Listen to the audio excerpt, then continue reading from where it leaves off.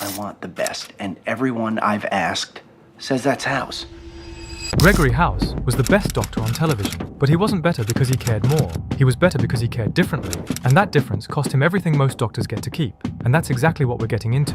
There's a moment in almost every medical drama where the doctor looks at the patient and makes a choice: save the person in front of them, or save the idea of what medicine is supposed to be. Most TV doctors choose the person. That's what makes them heroes. House never made that choice, because for him, they were never two different things. Every other doctor on television operates from the same basic assumption, that caring about the patient is what makes you good at the job. Meredith Grey bleeds for her patients. McDreamy treated surgery like an act of love. Even the coldest TV doctors have a moment where the human connection is what pulls them through. House treated human connection like interference. And he had a better diagnostic record than all of them. That's the part that's hard to sit with, because the obvious explanation, that House was just smarter, just more technically gifted, just operating on a different intellectual level, that explanation is comfortable. It lets you keep the story clean. Genius doctor, difficult personality, brilliant results. It's a story medicine tells itself all the time. But it doesn't actually explain what House was doing differently.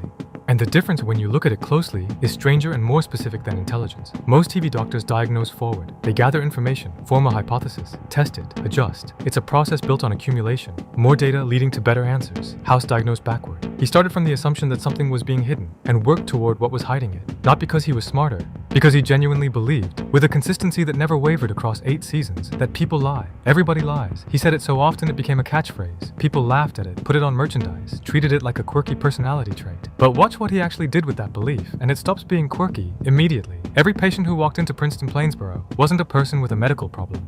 They were a system of concealment, with a medical problem underneath. The symptoms weren't the story. They were what the story produced, and House was the only one in the room treating them that way. Now here's where the method gets specific, and this is the part most people miss. Diagnosing backward isn't just a different starting point. It's a completely different relationship with information. When you diagnose forward, every new piece of data either confirms or denies your hypothesis. The process is linear. Evidence builds toward an answer. When you diagnose backward, you're not building toward anything. You're dismantling. Every piece of data isn't telling you what's there. It's telling you what's being covered. That distinction matters enormously in practice. A forward diagnosing doctor who hits a dead end goes back and gathers more data. House hit dead ends and asked a different question entirely. Not what am I missing, but what is this patient doing with the evidence they're giving me? The dead end wasn't a failure of information. It was information. Watch how he handled contradictory test results. Any other doctor on any other medical show treats contradictory results as a problem. Two things can't both be true, so one of them must be wrong, and the task becomes figuring out which one.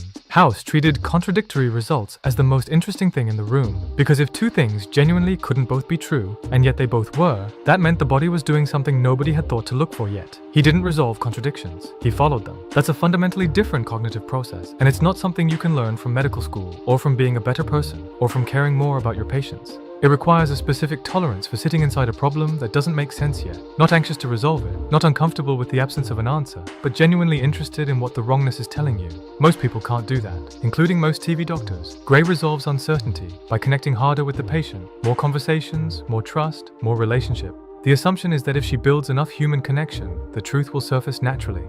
And sometimes it does, but sometimes the truth is something the patient genuinely doesn't know about themselves. Sometimes the contradiction isn't between what the patient is saying and what's true. It's between what the body is doing and what any known disease process would predict. In those cases, connection doesn't help. Connection is looking in the wrong direction entirely. House looked at the body the way a detective looks at a crime scene. Not for what the evidence confirms, but for what it rules out. Not for what makes sense, but for what shouldn't be possible, given everything else that's true. And that approach, patient, systematic, almost cold in its refusal to prefer one answer over another, produced results in cases that had already beaten every other method. Here's a specific way to understand the difference.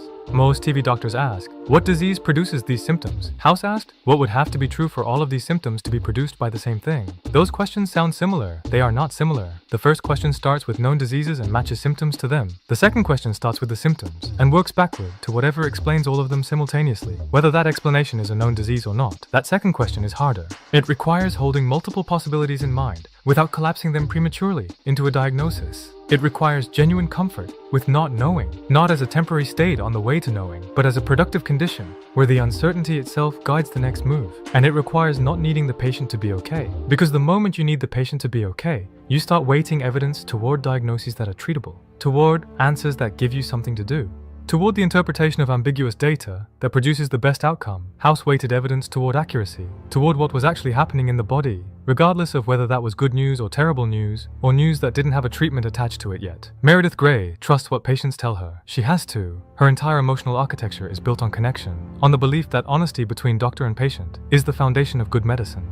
When a patient lies to her, it's a betrayal. It disrupts the relationship. It slows her down. When a patient lied to House, it confirmed something. It told him he was in the right place, looking at the right problem. The lie was data. That inversion is everything. Watch how House enters a patient's room compared to any other TV doctor. Grey walks in open, hopeful almost, ready to receive whatever the patient offers. House walks in already working, already running scenarios. Already looking for the gap between what the patient is saying and what their body is doing. He's not there to connect. He's there to catch something that doesn't want to be caught. And here's where it gets uncomfortable. That approach, treating every patient as a system of concealment, requires a specific kind of detachment that most people can't sustain without it costing them something. Grey pays the cost constantly. You can see it in her face after every hard case, every patient she couldn't save, every connection that broke. She carries it. That's what the show is built around. The human cost of caring that much. House didn't carry it, not the same way. And for a long time, the show let you believe that was because he didn't care, that the detachment was armor, that somewhere underneath the contempt and the Vicodin, there was a man who felt everything and just refused to show it. That's the comfortable version. The uncomfortable version is that the detachment wasn't armor, it was method. House didn't stay emotionally removed from his patients despite being good at his job. He was good at his job because he stayed emotionally removed. The distance wasn't a side effect of his personality,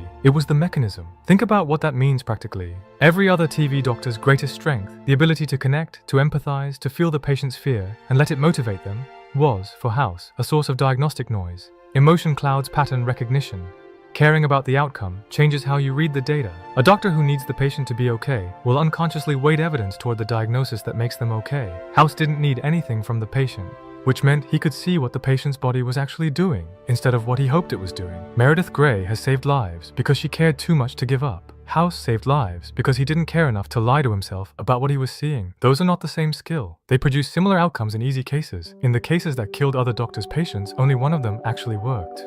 Now here's where the other TV doctors disappear from the comparison entirely. It's not just the diagnostic method, it's what the diagnostic method required House to become. And what it required is the part nobody talks about. Because talking about it means acknowledging that the qualities we celebrate in television doctors, warmth, empathy, connection, are not just nice to have. They are, in House's specific case, the things that would have made him worse. A warmer House is a worse doctor. Not marginally, fundamentally, because the cases House solved weren't hard because they required more knowledge. They were hard because they required someone willing to be wrong in ways that humiliated them, willing to treat the patient as a problem rather than a person, willing to follow evidence past the point where caring about the outcome would have made them stop. Grey stops when the evidence stops making emotional sense. House stops when the evidence stops making logical sense. Those are different thresholds, and in the cases that sit between them, the cases where the logical answer is terrible and the emotional answer is false, House was the only one still working. Some will say this is just a television trick, that House is written to be right in ways real doctors can't be, that the show stacks the deck so his method works and everyone else's fails. That's fair as far as it goes, but it misses something about what House's method actually was, even as fiction.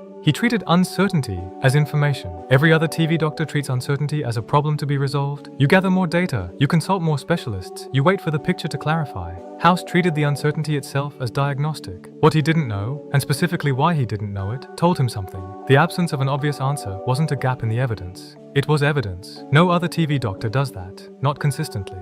Not as a method, rather than an occasional insight. And that's the gap that can't be closed by caring more, or trying harder, or being a better person. It's a different way of reading the world. One that cost House everything that television usually rewards doctors for having. He knew that. On some level, in the quieter moments, he knew exactly what the method had taken from him, what it kept taking, what it would never give back. He kept using it anyway. Because the alternative was becoming the kind of doctor who felt everything and occasionally let that feeling make them slow. And House, whatever else he was never willing to be slow when someone was dying in front of him. That's why the comparison doesn't close. Other TV doctors are better people. House was a better diagnostician. And in the specific, narrow, life or death moment, when those two things pulled in different directions, House always knew which one he was going to choose. He just never looked happy about it.